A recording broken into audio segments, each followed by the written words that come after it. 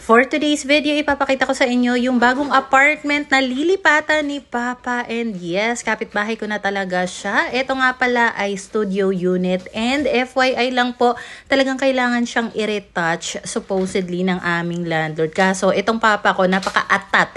Hindi na naantay. Maghahakot na daw siya ng gamit agad-agad. So, studio lang po ito kaya wala siyang partition na bedroom or kahit anong pader. Ito talaga ay perfect para sa pang-isa or couple lang talaga. So, maliit lang talaga siya pero pwedeng-pwede na para sa Papa ko. And ito naman yung bathroom niya. And talaga namang mas spacious ito kumpara sa nauna niyang apartment. Details, kailangan lang namin linisan. Cute size lang din yung kusina. So, as you can see, may built-in cabinet na sa ilalim. Meron ding butas dito sa may tiles para pwede yan sa host ng tangke ng gasol, and then spacious din naman yung storage sa ilalim nitong lababo. Hindi rin kami nawawala ng tubig dito. Malakas din yung daloy ng tubig dahil merong tangke dito at ang alam ko meron ding pump yung aming landlord. May isang bintana nga pala dito sa studio apartment ni Papa, and as you can see, meron ng Korean blinds. Currently, parating na nga si Papa ko para makapaghakot ng gamit dito. So, ito yung mga unang bibit-bitin natin sa loob ng bahay niya. Ito yung mga kasabihan na wala namang mawawala kung maniniwala tayo.